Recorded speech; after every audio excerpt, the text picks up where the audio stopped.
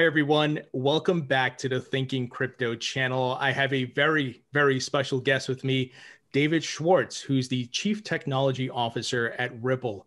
David, it's an honor to be speaking with you today. Such a pleasure to be here, Tony. David, I have so many questions about XRP and the XRP Ledger, and I want to pick your brain on so many things. But first, for the viewers who may not have heard of Ripple or XRP, let's start off with your background. Where are you from? What did you want to be when you were growing up? Well, it's funny. I grew up in New York and I was very interested in all things technical, but I think I decided that I didn't really want to write software for a living because that seemed kind of boring to me at first. And like building physical objects seemed more exciting. And it's kind of funny that I wound up in the space. But what I discovered is like when you build software, you can have something that works and does something useful very, very, very quickly.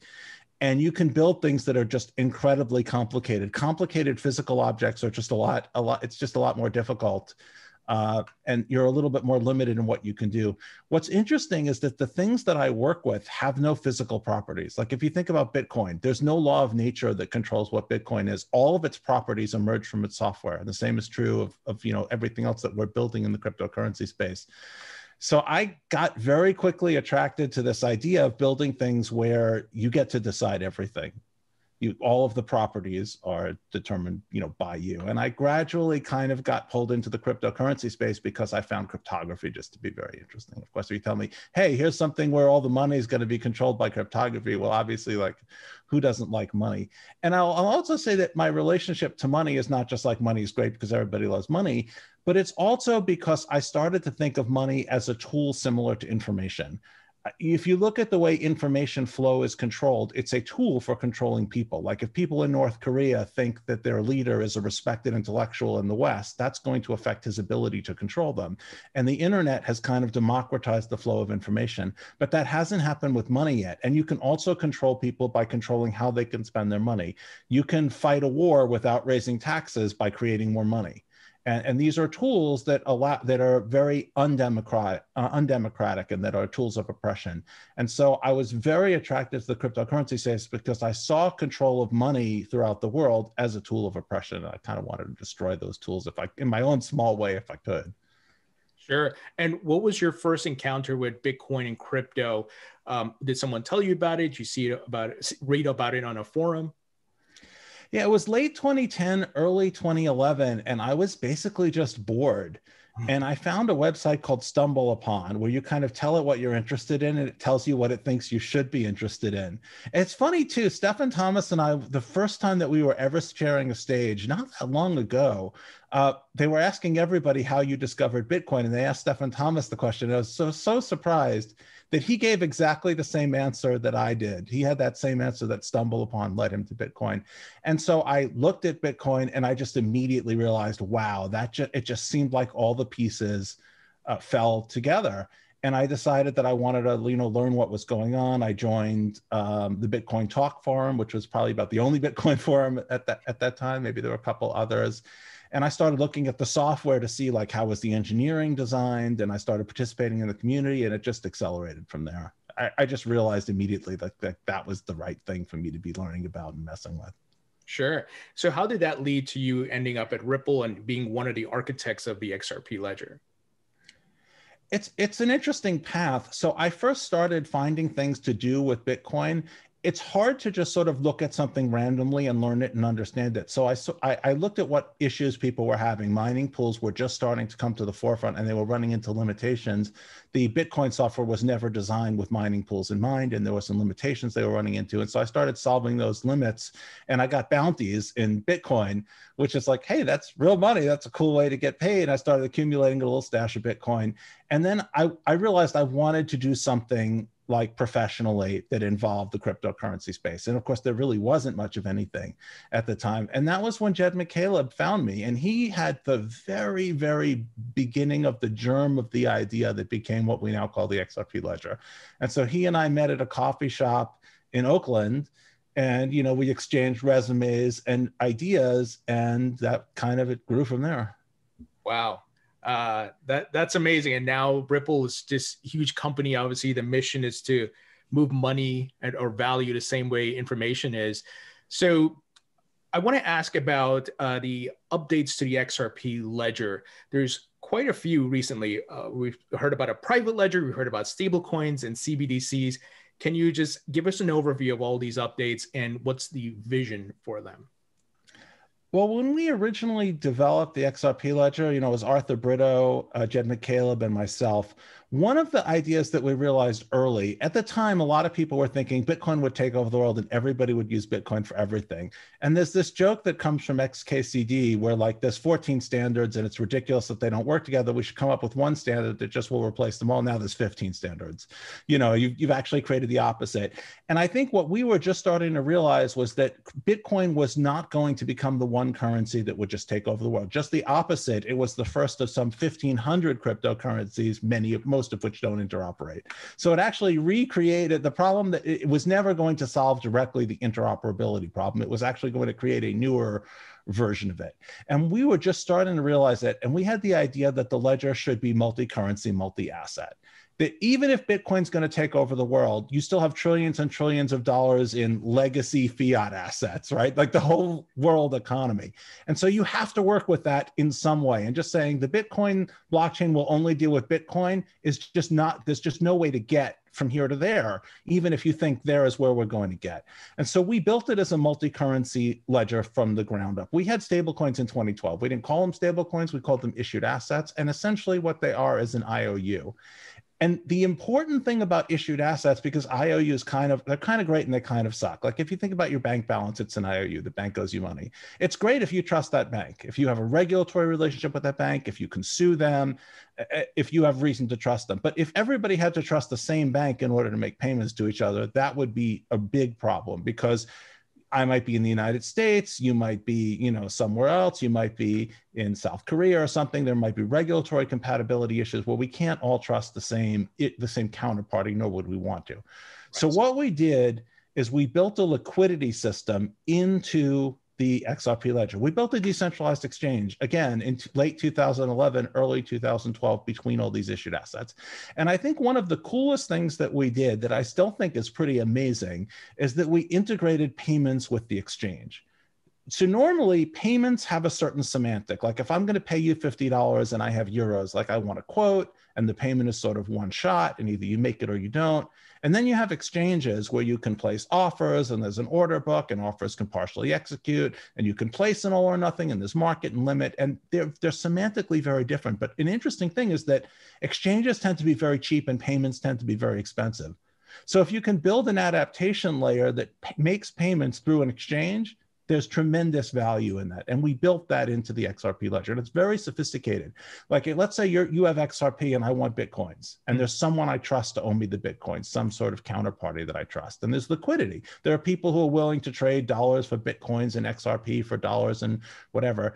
The payment engine will look at all of that liquidity and find a path to allow your payment to take place that doesn't draw down any single order book too far. And it has both series and parallel execution. So series meaning you could go, dollars to XRP, XRP to Bitcoin, Bitcoin to Ethereum. And then in parallel means you can draw down more than one path at a time so you don't take an order book too deep. And we built accounts as fundamental things on the ledger. So unlike Bitcoin, where like outputs are the fundamental thing, you have accounts which have properties and you can manipulate those properties and you can specify what assets you're willing to be paid in. And then that was what we had in 2012. And then developed on top of that were things that sort of furthered that payment vision. Stablecoins we always had, but like if you're going into the CBDC space, I don't see a central bank issuing a token on a decentralized, like censorship resistant ledger. It's just too risky. If you're the Federal Reserve and you build a system that screws up, it's like it's the whole US economy that you just like demonstrated your incompetence. No matter how much we think they should or how convincing we are, they're just not going to. So what we want to do is but we still don't want to say, oh, well, then we're just not going to do anything with central banks. What we want to do is sort of take baby steps in the technological direction. On the other extreme, the Federal Reserve is not going to replace Visa. That's not a realistic plan for the United States. And even if you think the Federal Reserve is going to replace like all domestic payment systems with the CBDC, they're not going to do it day one. You need a road to get there. So what's the day one? Well, one of the things that I've been thinking about is imagine a world where every central bank runs its own ledger but they're federated. That is, assets can move from ledger to ledger with the ledger operators acting as custodians. And they could also move assets like XRP and Bitcoin and Ethereum into those systems if they were willing to allow it. Now you have a scheme where every financial institution in the world can settle every fiat asset with every other financial institution in the world in seconds. And they're not just settling through a counterparty. If you settle through the Federal Reserve, like there's nothing that's more a dollar than the Federal Reserve owing you a dollar. There's no purer expression of the dollar than the Federal Reserve. The Federal Reserve is the counterparty. So if you had a system where every financial institution could settle, now you might say, well, what do you need blockchain for? What does blockchain do? This is the thing that even a lot of experts in CBDCs miss. Existing payment systems, enterprise level payment systems, even Visa, not at the customer level, not at the merchant level, but at the bank-to-bank level, is built on trust. You can have access to Fedwire, or you can have access to Visa as a merchant acquirer, as a bank, because I can sue you. I know you're not going to screw up because you're an institution. You have stockholders and you're worth billions of dollars and you're federally insured. And you can have access to Fedwire because if you do something wonky, I can go to your offices and arrest you. I can seize your customer assets. You're part of a financial system. You can't open these enterprise systems up to broader use because they're based on trust. A lot of people don't realize that. Like you look at Swift. Swift, every once in a while, there'll be a compromise of the Swift system. And the first thing that happens is like, it's a bank that's been compromised. Well, banks have great protections against being compromised. So banks are not compromised that rarely. Swift's first line of defense is that their customers are highly trusted. And their second line of defense is that they go to the banks and they're like, well, we're going to, you're responsible for this. You have to make good on this. And they do, because a bank, otherwise the bank goes out of business. You can't open up a system based on trust to broad use. So what central banks need if they're going to open up these enterprise systems to broad use is systems not based on trust. And that's blockchain technology. Like we've built, a lot of people don't realize, they're like, oh, what do you need a blockchain for? If it's if you don't need censorship resistance, what you need is trustless security, not because people don't trust the Fed. It's because the Fed doesn't want people to have to trust them, because then if they screw up, which could happen, it's an unmitigated disaster. Blockchain, if you look at the XRP ledger, you look at the Bitcoin blockchain, if you could break those systems, you could make billions of dollars, and they're completely open to the world. They have proven a level of resiliency that these closed systems just don't have. I don't know if it was a long rambling answer, but I hope I got an answer to your question in there somewhere. Yeah, absolutely. And I certainly see the vision there of the problem you're trying to solve. And I think the root problem, which I think you said a lot of people don't understand, of the system built on trust, and you're bringing a solution there. So as far as CBDCs on the XRP ledger, I know you probably can't disclose who you're talking to and things like that. And are you in touch with central banks around the globe? And are you getting interest with people looking to potentially use the XRP ledger for that? We are talking to central banks, and they are not expressing interest in actually issuing assets directly on a public, like censorship-resistant ledger. And their concern is if something goes wrong with the ledger, which, there could be a bug, like the Bitcoin blockchain had a catastrophe in 2013. There could be another one. Like, it's not something that I worry about on a daily basis, but central banks are not at the point where they're willing to take that level of risk. And so what they want is they want something that they have a kill switch on. And obviously no one's going to give central banks a kill switch on a public blockchain. That would defeat the logic of the public blockchain. And so what we're looking at is like, how can we, number one, get the central bank and the ecosystem the benefits that these public blockchains could provide, while also getting some benefit to the public blockchain systems.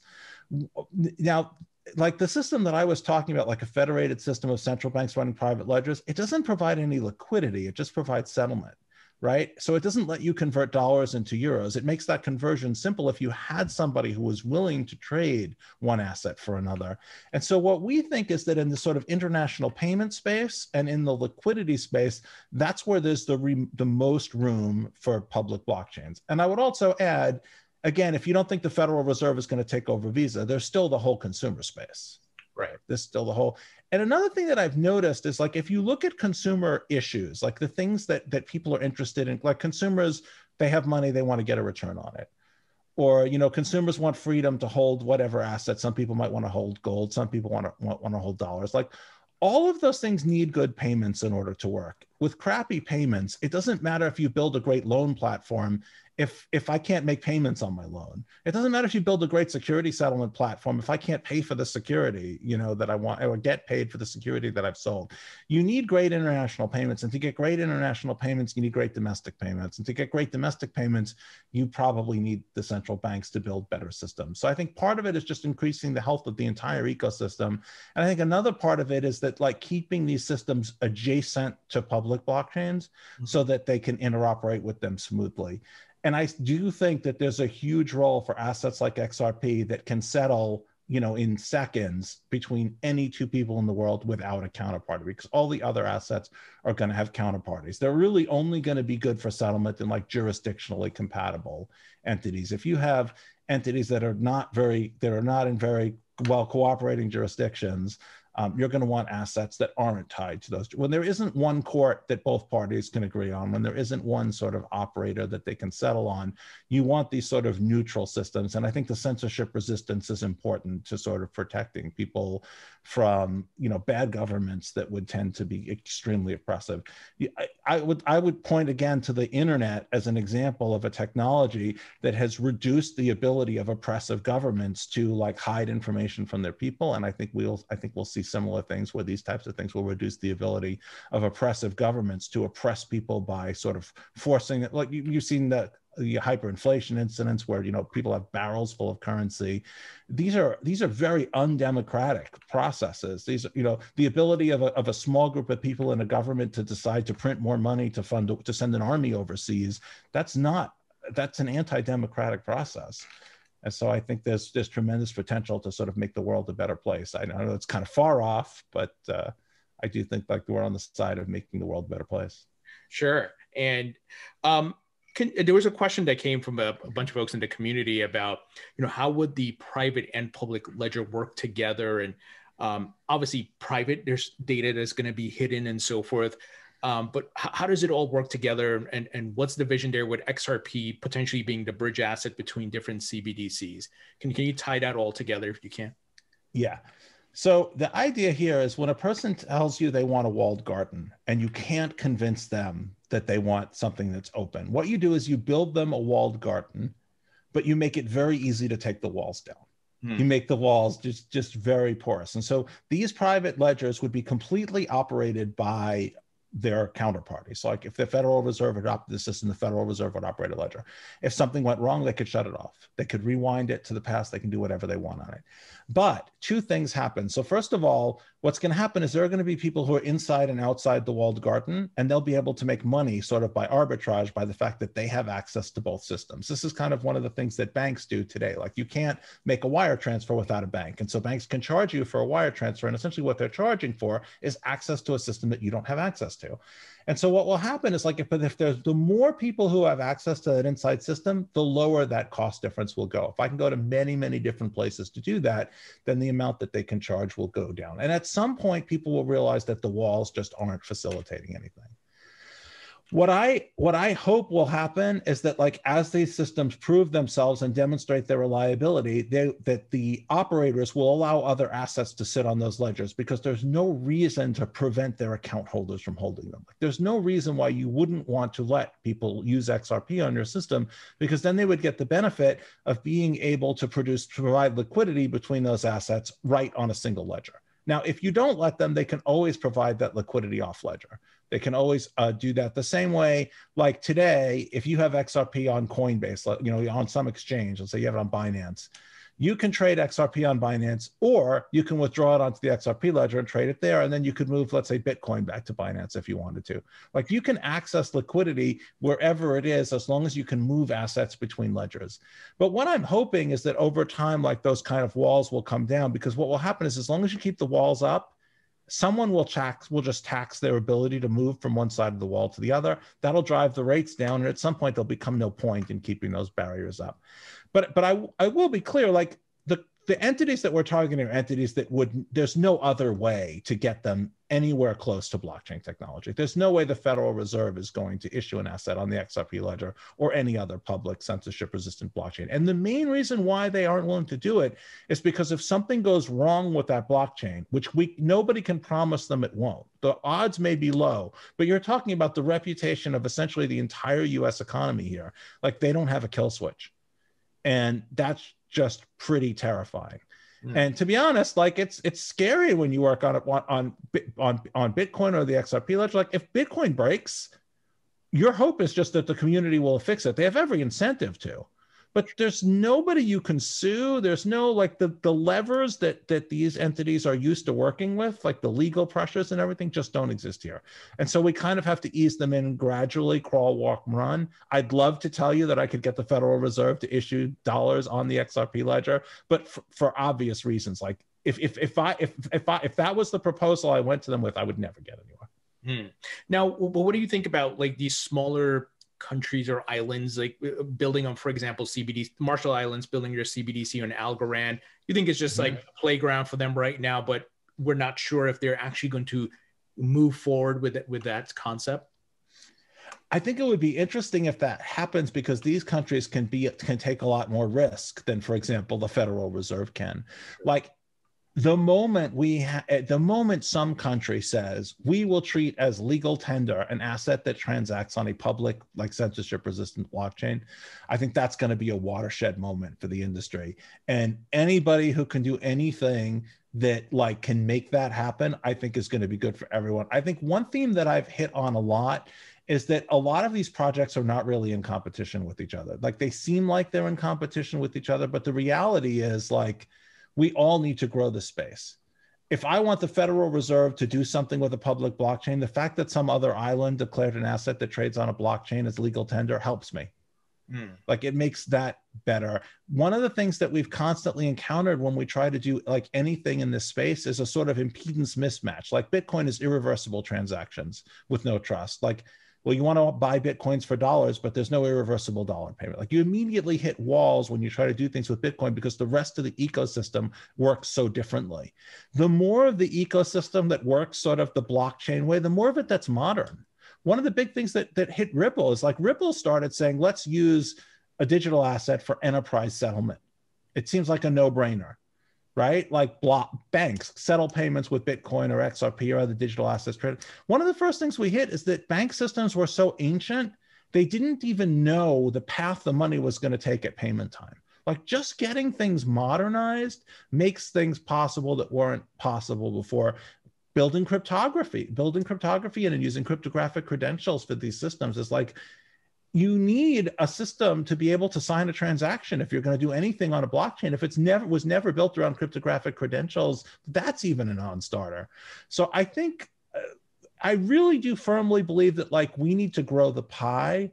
We're not, this is really not a competition. It seems like it to speculators who buy a token and hope it's going to go up in value. Like, obviously, like, if you buy Bitcoin and you're hoping that it's going to be worth more, if you buy Ethereum or whatever, and you just hope it's that, then it seems like a competition. Like, you want news around your particular blockchain. But I understand that. I understand that brings a lot of people into the space. But, like, if we're trying to constructively build technology that's going to be useful, and if we want to get these things into the trillions of dollars, you know, many trillions of dollars, and just, like, take over the economic system with better, more modern systems, what we need to do is we need a target market. We need people who are using cryptographic credentials to move money. We need people who are using public blockchain systems and making irreversible payments, because that's our target market. You know, imagine if you were in charge of Twitter's marketing and nobody had internet access and nobody had phones. Who do you market to, right? Like, your target market is people who have internet access. Your target market is people who have phones so that they can tweet, like, at any moment of any. And Twitter didn't build those things. It's Twitter's competitors in the entire internet ecosystem that put internet access everywhere and put phones that, you know, can use internet access in just about everybody's hands. Like, that's what we need. We need to grow that target market. And in that sense, we're not competing with anybody. We're sort of cooperating to build a bigger space. And then if a particular technology is the best solution and people have the ability to use it, they'll use it. But if you try to confine people to use the technology that you like, first of all, that's kind of why I got into Bitcoin, because everybody's like, no, you should use the conventional financial system because it enriches the incumbents. And now it's like, you should use Bitcoin because it makes Bitcoiners rich. And you should use, Ethereum because it makes, and yeah, you'll hear that in the XRP ecosystem too. I'm not, this is not a holier than thou kind of thing. People will tell you build on the XRP ledger because I want my XRP to become more valuable. And I think that's what's going to do it. But what people should do is, number one, if they have the freedom to choose the thing that works best for them, users will get the best experiences. And if users don't get good experiences, there will not be users. And then whatever's the best solution, they'll use it because it's the best. If you have to like capture your users somehow, I think you're not gonna be able to provide the kind of experience people want. So I don't see it as competitive. I really mean that. I know this is like, sounds like something that someone would say, and I don't know what I have to do to convince people that I'm being honest and serious here. Like, we need to bring cryptocurrency to the masses, to every problem that it can solve. And if there aren't a wide set of problems that it can solve, then that's on us in the space to like improve the technology until it can solve a wide set. And then when you go to someone, you say, I have a technology that solves an actual problem you have, why would they not use it? Sure. So would the tipping point be, or the catalyst be for maybe banks building their own private or proprietary blockchain? Same thing with central banks like the Federal Reserve building their own blockchain. And then everybody's got their own thing, to your point, wall gardens, and then XRP is there as the bridge for all of these different things. Would that be part of the vision, if I'm articulating that well? That would be one way. That's not the way that I'm hoping will quite happen. Like, I've totally given up on convincing central banks to issue, or at least of large countries, to build on public blockchains, at least now. I think we got to prove it, at least at a smaller country or with adjacent technologies like private blockchains. But banks, I think there's a different dynamic. The Federal Reserve doesn't really see themselves as like in competition. They're like, we run the US economy, we run the dollar. Does the dollar compete with the euro? In some sense, but our job is not to make the dollar better than the euro. Our job is to make the US economy work.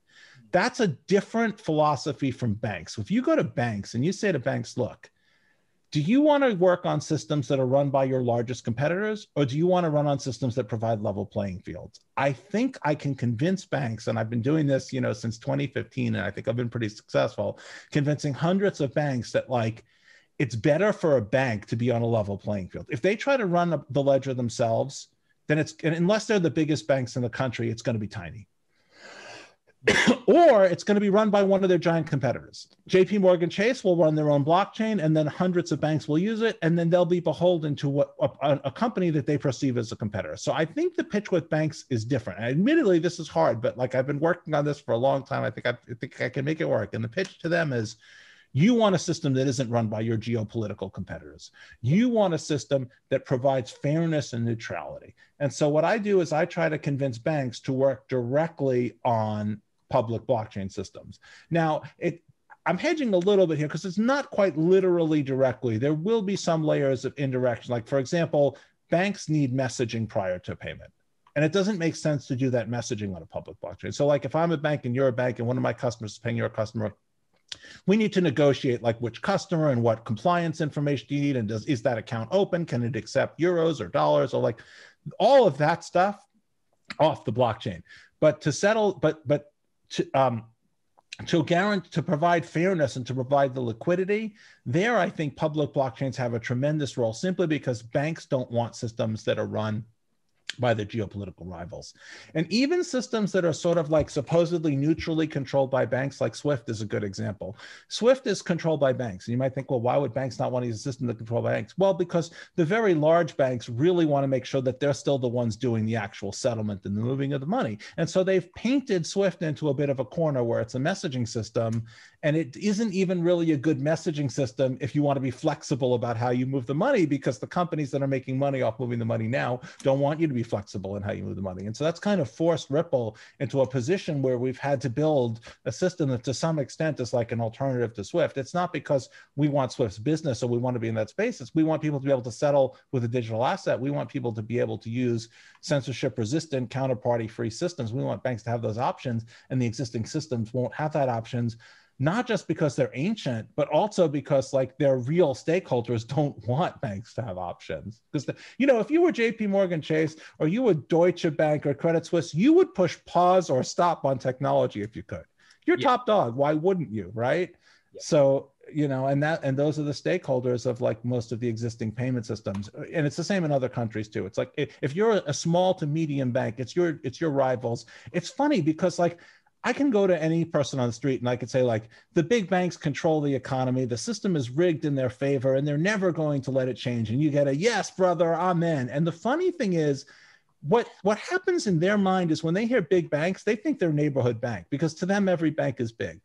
The weird thing is that same pitch resonates at all but the very biggest banks in the world. There are still tens of thousands of banks who believe the big banks, which they don't consider themselves, we only have $1 billion under management. We're not a big bank, right? It's the ones with the hundreds of billions, right? And they'll say the big banks like control the system to their advantage. They love it the way it is. They'll never let the system improve. Like, there's lots and lots of banks that are not happy because they're not at that top level. They're aggressive, they're hungry, and they want something better. And they're not going to settle for a system that allows their larger competitors to call the shots. And that's kind of what we're trying to tap in. That's kind of like Ripple strategy specifically. Sure. I think to your point, there's competition among the banks, and the smaller ones would love to gain some of the power back from the bigger ones. And exactly. Got it. So we talked about private ledgers, stablecoin, CBDCs. What else are you guys working on that you can possibly give a hints on? I know there's probably things under NDA and wraps, but any hints as to what you're working on right now, what we can expect later this year? Yeah, we've been working on a couple different things. So you can kind of think of Ripple as split into two pieces that we call Ripple Net and Ripple X. The Ripple Net side is like software for banks. Mm-hmm. And what we're looking at is what can we provide to banks that solves real problems they have and that leverage like things that Ripple has. Like one of the things that we have is we have software that's right in the transaction processing of more than 100 banks. And so what do they have difficulty with that's sort of adjacent to what they're currently doing? And we're looking significantly to expand in terms of like what services we can provide them, whether that's like short-term loans off our balance sheet to help them make their payments more easy. Like one of the things that we've been big about is preventing banks from having to pre-place funds where they need them. And so one of the things that can help avoid having to pre-place funds as short-term loans. Another thing we've looked at is like, how can we draw on all of the liquidity in the cryptocurrency space in a way that's useful to banks that might be experimenting with cryptocurrency? So previously, our pitch to banks has been like, we'll make your fiat payments better. And so now we're thinking, well, banks and companies adjacent to banks, like companies deciding to put Bitcoin on their balance sheet, for example, are now starting to do things like with cryptocurrency. So now we can have to go back to those and say, look, you want to accept payments in cryptocurrencies, but you want to hold them in fiat, or you need to make outbound payments. Like we can adapt that better by drawing on the liquidity, by using our expertise of plugging into sort of like the boundaries between the cryptocurrency and the fiat payment space. Or we have an agreement with an exchange that does the last mile of payments. So let us offer that to you as a service. So that's kind of what we've been thinking of, like what leverages our strengths as a company that provides our customers on the Ripple Net side with like solutions to problems that they actually have. On the Ripple X side, which is kind of like everything else in the sort of open source space, we've been working a lot on federating ledgers, on connections between ledgers that will do a lot. It will do a lot of things. So number one, if you want a DeFi strategy, like you need you need a blockchain to do that on. Like, and if you try to build it into the same blockchain that's doing payments, the blockchain becomes much bigger and slower, and it raises costs. Like if you saw with Ethereum, transaction fees have gotten between $150 and $500. You putting everything at the same base layer doesn't work very well. And there's techniques like sharding, but they have their advantages and disadvantages.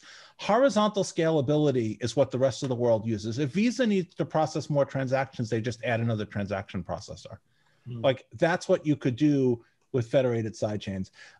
The other thing that we've been looking at is NFTs, trying to figure out like what we've been talking to other people in the XRP community. Ritsu Wind, for example, has a proposal for a sort of, he rather brilliantly came up with a proposal for NFTs that requires no changes to the XRP ledger, but you kind of have to pretend things are NFTs rather than it natively supporting them. What's nice about it is it doesn't require any changes, but it's not really a sort of embracing of NFTs. And so then the thing is like, well, what are the problems that NFTs are going to solve? So we've been looking, into that to figure out what are the real problems that NFTs solve. I've looked at two interesting things. One thing I think is interesting is the sort of drive that people have to collect things. Like if you look at NBA Top Shot, which is like a great NFT project, they have a fantastic user experience. But the important thing there is that like I have a relationship with something that means something to me that nobody else has. I don't know exactly what that relationship is. Like, I sort of own it, but it doesn't matter. What matters to me is that like, I love LeBron James or Steph Curry or whoever, and I have a special relationship to him that nobody else has. Right. That's one thing. The other thing that I've been thinking about is, you've all seen in science fiction this idea of worlds where people have bundles of digital rights and pay huge amounts of money for what are effectively digital rights. Well, we all have bundles of digital rights. You have songs that you bought, you may have books on Kindle, you may have movies that you've bought on different services, but that user experience is just absolutely awful. I mean, if Hulu goes out of business, I lose all the movies I bought on Hulu. Right. And if Hulu isn't supported by my new TV, or I like Netflix better, or Netflix provides better connectivity in my area, or whatever, it's just the user experience is not good. And if you make a new song, or you make a new movie, or you make some new digital item, you have a couple of months where it's hot and popular. The long tail is almost lost in the noise. What you want people to spend as much as possible for those rights now. You have a song that's on the top 10. You want me to buy that song now. But if I have to buy that song and it's connected to a service that might or might not like provide, I'm thinking I may not have that song a year from now. They may jack up their rates, another $20 a month, and I go to a better service and I lose the song. So it's bad for the rights. It's bad for the users who are like, I don't know that I want to buy that because the service might not be around next year. And it's bad for the creators because they want me to be willing to, if I knew that I would have that movie forever, I might be more willing to buy it rather than rent it. I might pay more for it. And that's their one shot to sell me the movie while it's still like going to command $17 instead of $4, right? Like that's when they need to get me. So I'm thinking that there may be some like, and I think digital rights are like growing at leaps. Like that's probably like in the future, I could imagine digital rights being like, every sci-fi movie, right? Like in the future, the thing that's most valuable are digital rights to something, in some virtual world. So maybe they're right about that. Maybe like finding the right solution to that now is trillions of dollars potentially. So are NFTs like a step in that direction? Right. I know I'm very anxiously awaiting the ability to build on the XRP Ledger as far as NFTs, because the ETH gas fees are ridiculous. Like it's yeah. Well, I'm excited to see what else comes out this year. And there was a question from the community, and I don't know how much you can speak to this because it relates to the XRP price, but same way Ethereum gets value, or ETH gets value from the network usage, NFTs, crypto kitties, ICOs, and so forth. Would the building on the XRP ledger, NFTs, CBDCs, whatever it may be, will that provide value to XRP? Is that the same effect may take place there? It's very hard. It's very hard to know what drives cryptocurrency prices. I've tried to figure this out.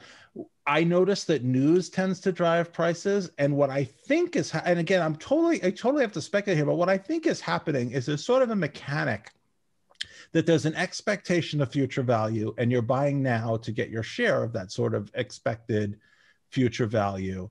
And what happens is, like, if you need XRP to make a payment, somewhere on the line, the value is, so what's happening is, like, people are buying these, like, people buy Ethereum to pay gas fees.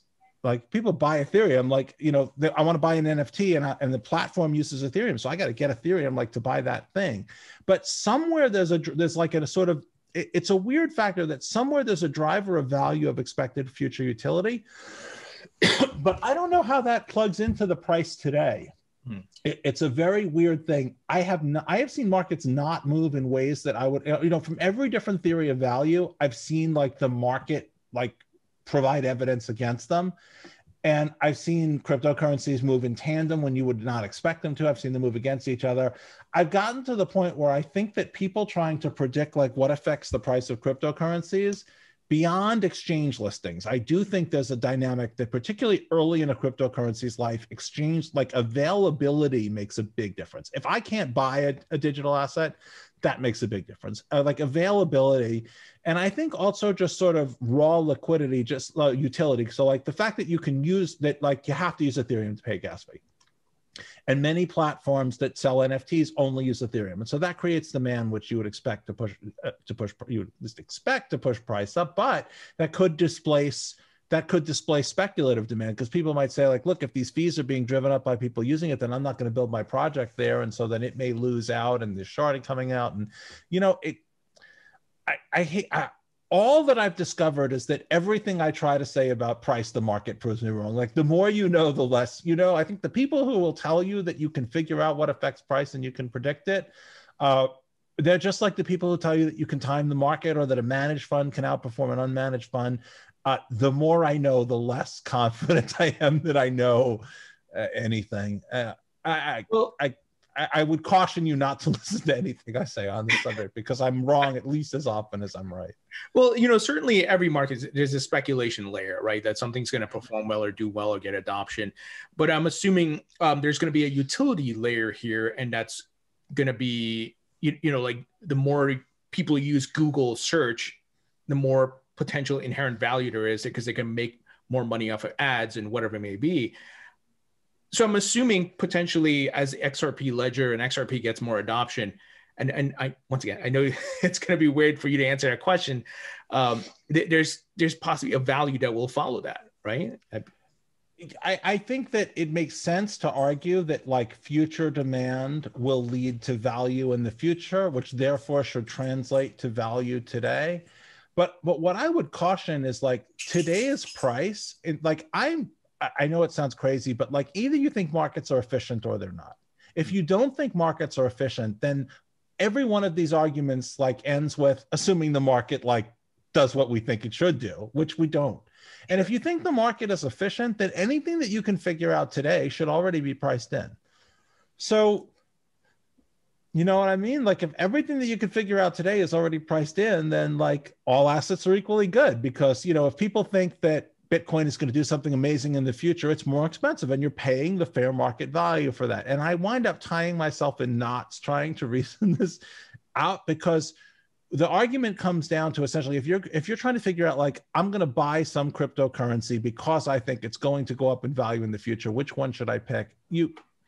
I don't know what you go through because the market like proves against every thesis. And I think like generally speaking, I think that like all the information is, there's people who have billions of dollars who are buying digital currencies like all the time.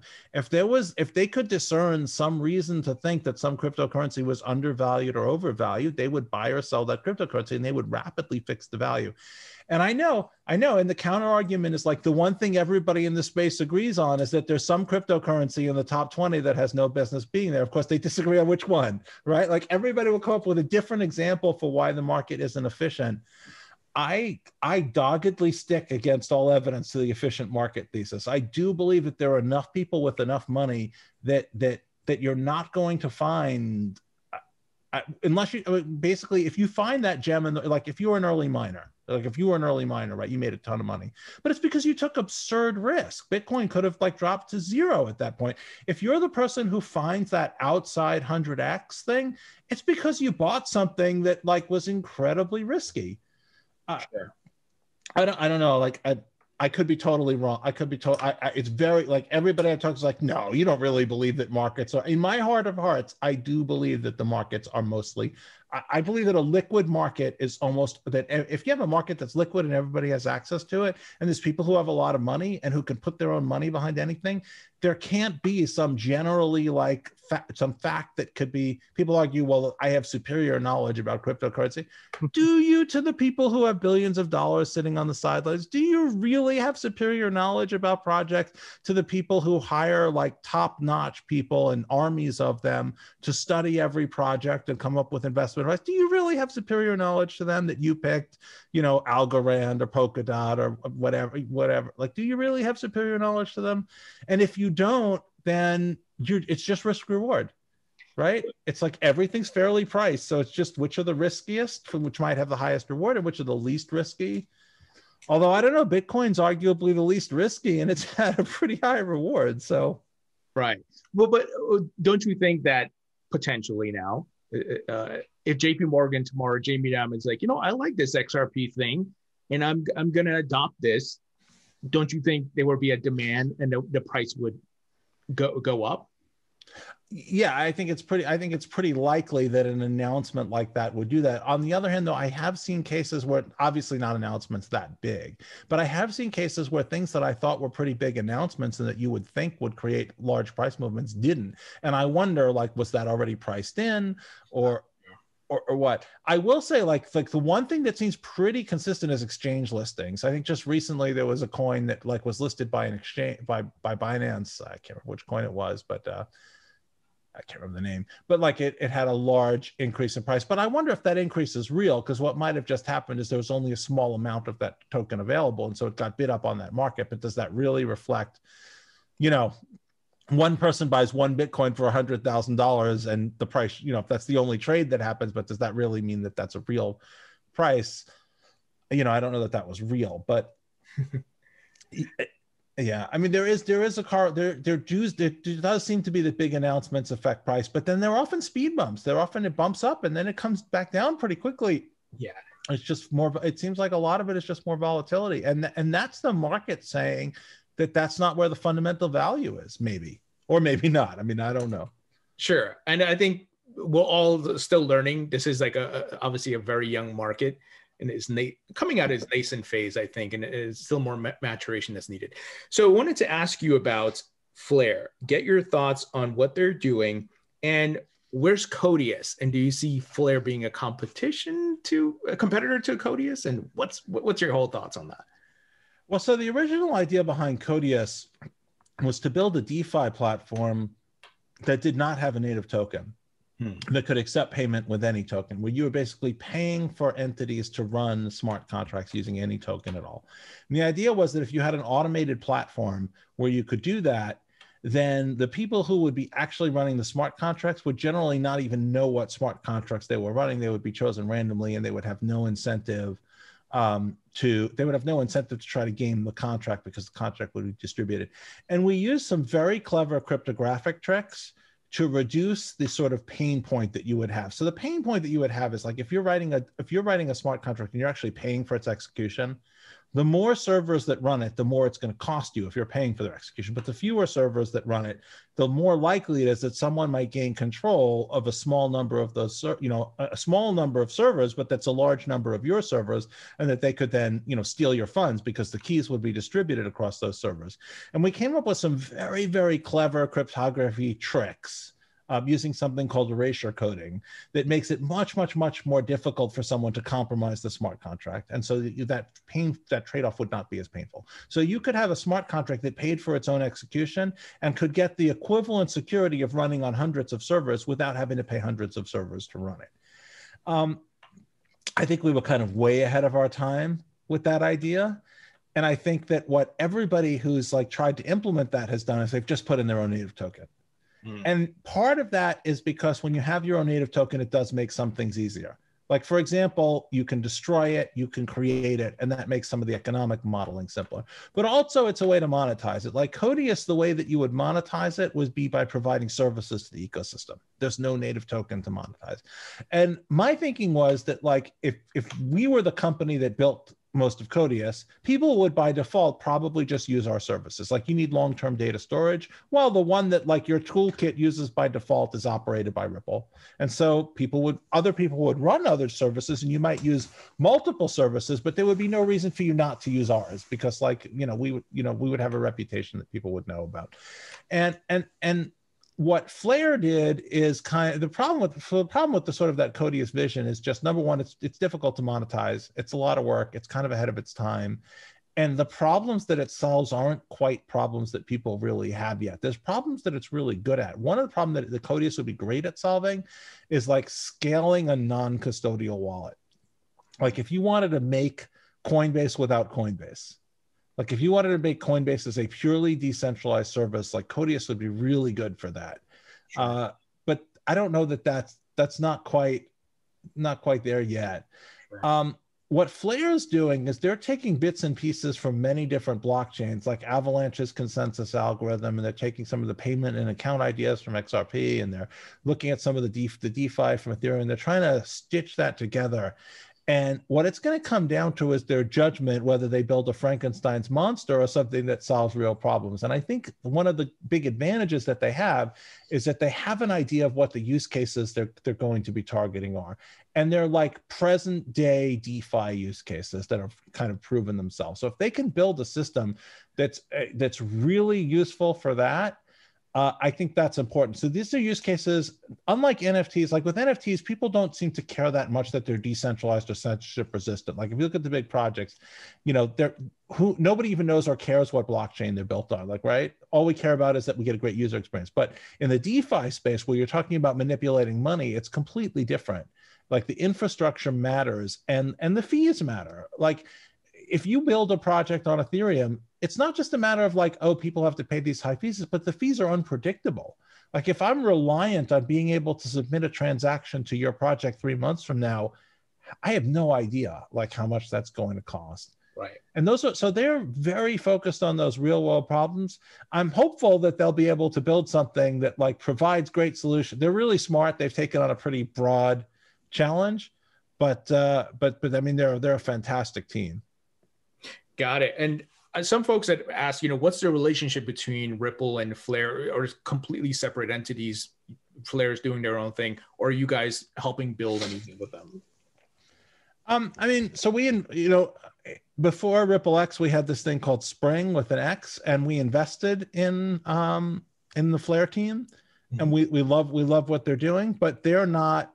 Just to be clear, like we don't tell them what to do, and they're not in some sense like committed to, I mean, they're committed to the XRP Ledger from their own commitment, but we haven't like sworn them to loyalty in any way. Like they're going to build on the technologies that they think are best. And this is something that we discovered at Spring, which is like, if we go to a company and we say, we're going to invest in you, but you have to do this thing like for us, like you have to build on the XRP Ledger exclusively, let's say, like, it's hard enough to build a successful cryptocurrency project. Like if they have to do things just to make us happy, like that's like having one hand tied behind their back. That's just like asking these projects to fail. So what we're trying to do is like prevent people from being locked in. Like don't build on one platform and then lock people into that platform, even if that platform, you know, if you built on Ethereum when fees were low and you completely lock people into Ethereum now that fees are high, you're like, oh, that sucks. Like, why did we lock people into a platform that doesn't meet our requirements now? We want people to keep things open so that their users get the best experience, and so that they can, you know, so that like technologies that we like don't get shut out. And so that's kind of our relationship with Flare. We're not, you know, we just want them to build on the technologies that are the best and that provide the best experience for the users. They're a great team, and I'm pretty confident that they're going to build something amazing. Awesome. Yeah, I'm excited to, of course, get my Flare tokens and see, you know, the ability to build on the network and so forth. Awesome. So I wanted to ask, you know, obviously U.S. crypto regulations, it's a little bit up in the air. We have some clarity on some items. Brian Brooks did some great things at the OCC, but yet we need clearer regulations like we have in like other countries, and you know, for example, like XRP being used in Japan and SBI and so forth. So are you guys still on track to get things going globally? US is just one market.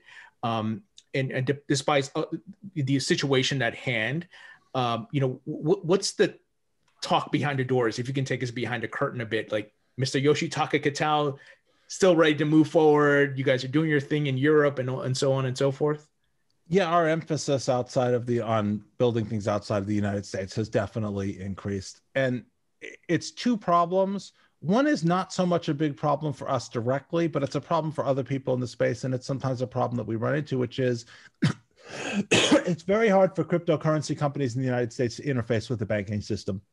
Banks will just not want to do business with them.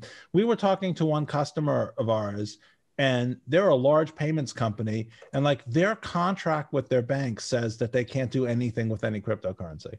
Wow. Like this is from a couple of years ago. It just says like there was a clause, like they weren't, neither of them were thinking of doing anything like that. But the bank thought to put a clause in their agreement that says you can't do anything involving any cryptocurrency. So they have to either get a new bank or go back and like renegotiate those terms. Like that's so weird. There's like, I assume that it probably also says they can't murder people in there, but like it doesn't exclude, I can't imagine there's a long list of business lines it excludes. They saw fit to call that out. I don't think you see that very much in the rest of the world. And obviously the other problem is regulatory uncertainty. The United States is one of the few countries that, other countries, there's always a possibility that they'll put new regulations on something new. And as well they should. If something new comes out that's unregulated, like reasonable, sensible regulation, makes sense. And sometimes in a short term, they'll panic a little bit and be like, let's just stop this until we can like decide what the policy is going to be. That's not what you see in the United States. What you see in the United States is just this absolute fear that regulators will turn around and say, you should have realized years ago that what you were doing was clearly illegal, despite the fact that like the regulators themselves don't even know. One of the big ones is like, what's money transmission? People have been struggling. So many businesses have been like, is that money transmission or is that not money transmission? And the sucky thing about the United States is we not only have federal laws around that, but we also have 50 states. Right. And of course, Puerto Rico and Washington, D.C., which also have it's just it's a bit of a nightmare because there's no, the banking system is very balkanized in the United States, but the regulation also, obviously the other problem is what is or isn't a security is very difficult to figure out. And so people don't know what they're allowed to do. And what they're worried about is not that the government will break their businesses, but the government will turn around and say, you should have realized it. This was, it's funny because I was saying this exact same thing before. I'm sure most of you know about, the issue with the Ripple and the SEC. Even before that, like I was making these very same arguments because this is what I hear. Like when I talk to people, I'm like, where are you building your project? Like, oh, we're going to Singapore. Like, why aren't you building in the United States? Like, we're afraid the United States government, we asked the United States government if what we were doing is okay. We didn't get an answer. And we're worried that they're going to turn around and say, we should have known that, that it was a money transmission, or when it's not clear whether it's because like in every other business, like custody of the assets and the obligation to make a payment travel together. And so money transmission law isn't always clear what happens when you separate. Like, what if I'm in the payment, but I can't decide where the money goes?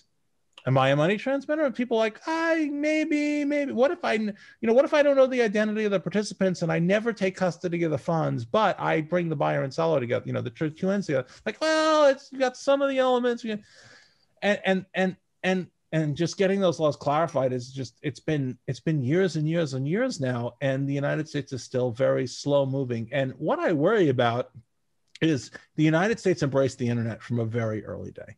And if you look at companies like Microsoft, Amazon, Google, like all of the biggest US companies, like in the past decade, have been internet companies. And that's because the United States embraced the internet. And I'm worried that like there's a new technology that could create the next crop of mega companies. Coinbase already is probably going to have a $100 billion valuation, and that's not the end. And the United States is driving these companies offshore. I mean, imagine if the United States had driven the internet offshore. Yeah, these companies would still exist, and they'd still be doing business in the US. They just wouldn't, because the United States would face a take it or leave it choice, and China faced a take it or China probably wasn't happy. Many countries were probably not happy with the fact that the internet could be used to radicalize terrorists. The internet can be used to steal trade secrets, to hack into infrastructure. They've all faced a take it or leave it choice, and pretty much every civilized country in the world has said, yeah, we need to have it. We can't say no to the internet. We can't build our own. We can't, we have to just take it as it is. We have no say. And can you imagine if the United States government watched a new financial system be built and then had to accept it with no say? It's frustrating. This isn't my field of expertise, and I'm just watching it happen. As it's just sort of like, I feel like a fan on the sidelines, like watching their team, play a game terribly or something. Sure. I don't know. It's frustrating. Yeah, and I've recently spoke to Chris Giancarlo Hesterpers of the SEC, and just a growing frustration. But it seems there are more people getting educated in Congress and different regulators. Yeah. And my hope is that there's some watershed moment that everybody wakes up and we move ahead. I know there's a concern of China and their CBDC, and maybe that geopolitical battle forces the hand of the United States to move forward here. What are your thoughts on Gary Gensler? It seems like he's very well versed and knowledgeable about crypto, teaching at MIT. Do you anticipate maybe some positive things coming out of that, him being a chairman? I think so. My biggest fear was that before we knew that Gary Gensler was going to be the next chairman, my biggest fear was the next chairman was someone like Jay Clayton, who just didn't have any knowledge or interest in the cryptocurrency space. To be fair to him, like when he was nominated, nobody else really did either. Like he didn't get asked a single question about cryptocurrencies at his confirmation. It just wasn't an issue on anybody's radar screen. And he went in and he had specific things that he wanted to do. He was very honest about them. He said, look, there's certain things about the fiduciary rule that I think are wrong. There's certain things about the qualified investor rule that I think are wrong. And I really want to fix those things. And he went in and he made progress. He did those things. Like, that was what his agenda. Now, could you imagine if we brought in someone who had their own agenda and had no interest in the cryptocurrency space, and we're having to sort of force them to be interested in, it's hard enough to sway somebody to your point of view, but if you have to convince them to be interested in your argument, even, you got two strikes against you. Gary Gensler is someone who knows the technology, he knows the space, he knows the arguments on both sides. To be very specific to Ripple, he's said things that I think are very favorable to us. He said things that I think maybe are not so favorable to us, but I'll take a thought out position. Yeah. If you reasoned your way into a position, I can ask you how you came to that position. I can investigate the facts behind it. I can introduce you to new facts. If you have a position that you weren't reasoned into, I don't even know what I'm up against. And so I'll take someone who's got a considered reasoned position all day long. That said, we're very early days of engaging with it. I'm sure he's also got other, I think he was just confirmed just a couple days ago. Yeah. I'm sure we're not his number one priority, so, but I'm hopeful that we won't be like, oh, what is this thing that I have to deal with that, I know nothing about and don't care about? I'm sure that I'm sure he's aware of the situation. He's got to be. So that's a big plus. Yeah, for sure. So I'm hopeful as well. So I know we're running up on time. I wanted to ask about PolySign. I see you're an advisor there. What's PolySign about? Any connection to Ripple and then plans to work together, things along those lines? Yeah, I'm an investor, an advisor, and a board member of PolySign, and it's annoying to me that I can't talk about, but I will say that great things have been happening there, and even lately the pace has accelerated. One of the interesting things is like our primary focus, at least as we've been public about, is custody. It's like allowing people to hold cryptocurrency and do interesting things with it. And the amount of money that you can make in that field tends to go up or down with the value of cryptocurrency. Because like if the total value of cryptocurrencies is low, then there's not much value in helping cryptocurrencies move around or allowing people to do interesting things with them. And so the bull market has been tremendously helpful to PolySign. It's helped us forge strategic alliances. And unfortunately, it's super exciting. And it's just frustrating to me that I can't like tell you what's going on. But I will say our Arthur Brito put together an incredible team. The employees are amazing. People who just love cryptocurrency and just love exploring what's going on with algorithms. We're doing really cool things, and I wish I could tell you about it soon. As soon as I can, I'm going to call up everybody who's ever asked me, and I'm going to say I can talk now. But yeah, I can't yet. It's kind of annoying. Sorry. No problem. Well, excited to hopefully this year maybe we hear something on that. And I wanted to ask real quick, and Energy Web. I just recently interviewed the CEO of Energy Web. What are you guys doing there for decarbonization of the XRP ledger? Well, one of the very earliest things, but even before Ripple, one of the earliest things that we saw was that like Bitcoin was energy inefficient, that mining was just using an absurd amount of energy. And one of the things that we worried about was like a proliferation of proof of work chains, all basically rewarding whoever wastes the most energy. And like I was in our DNA from a very early stage. And then further on, what we wanted to do is we wanted to like make blockchains carbon neutral. Even blockchains that have small energy footprints like the XRP Ledger, like you can still make them carbon neutral, which is better than, not doing anything. So we've been working with Energy Web and the XRP Ledger Foundation.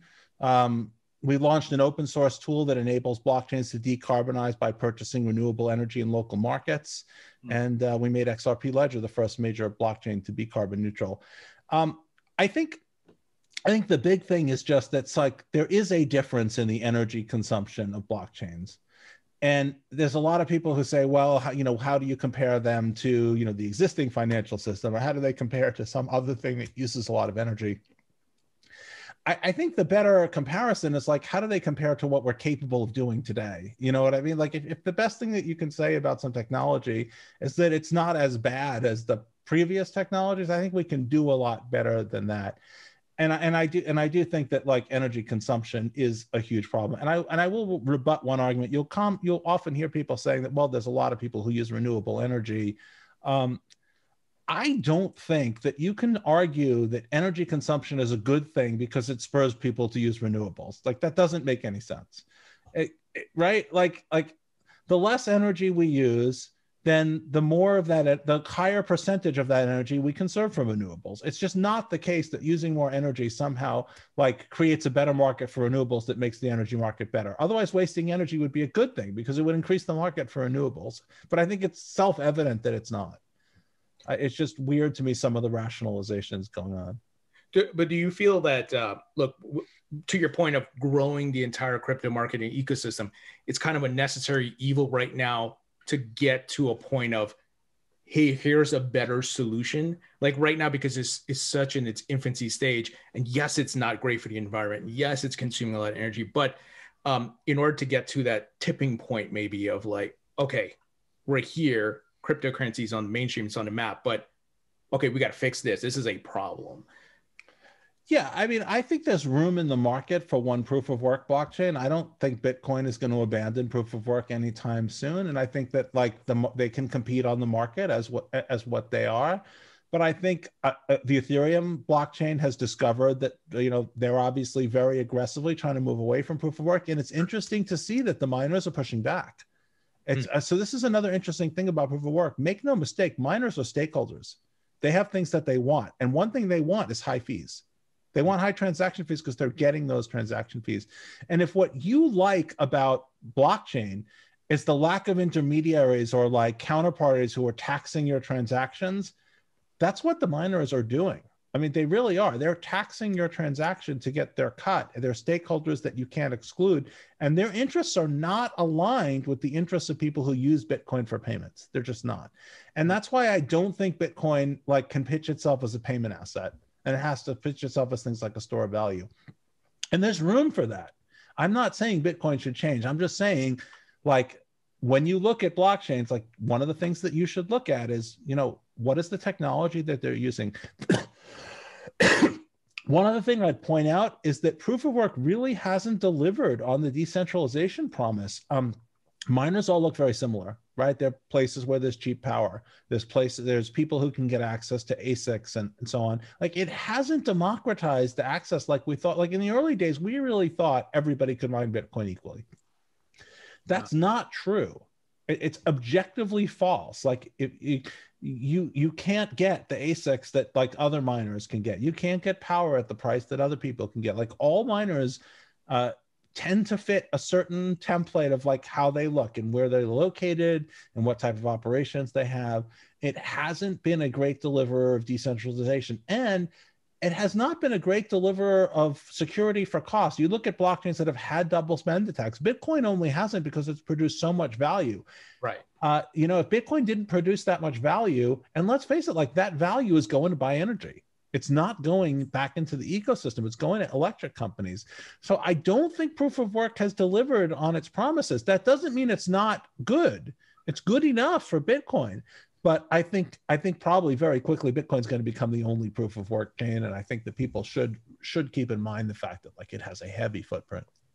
Yeah, it's a great perspective you brought there. Like Bitcoin is what it is. It's getting adoption, but it's not like your point. It might be the only proof of work coin left because there are better blockchains, more efficient, less energy consumption. And this is probably version 1.0, like 1997 of the internet dial-up phase. And then we move past proof of work eventually. But to your point, Bitcoin will still be. Let me say one more thing. when Bitcoin originally came on the scene, a lot of people thought that proof of work was like the secret sauce that made Bitcoin amazing. Like that was the thing. That was what was so great about it. I don't think that is. I think what's so great about it is the fact that you don't have to ask anybody else like what balances are. It's the public state. It's the fact that transactions are public. It's the fact that there's no administrative functions. Like those are the things that made Bitcoin great. I think that early idea that proof of work was the biggest thing in Bitcoin that was new and different. Mm-hmm. But I don't think that's not its secret sauce. Its secret sauce is public state, absence of administrative functions, and the fact that like you don't have to ask anybody else like what a transaction does or whether a transaction is valid. Got it. Well, David, because we're short on time here, I want to wrap it up with some rapid fire questions. Oh boy. What's your favorite food? Well, boy, I love sushi and I love barbecue. I guess if I had to pick one, I'd probably say barbecued ribs with like a tangy barbecue, a sweet and tangy barbecue sauce. I just absolutely love them. See, now I have to have that for dinner. That's in my mind. So good. Favorite musician or band?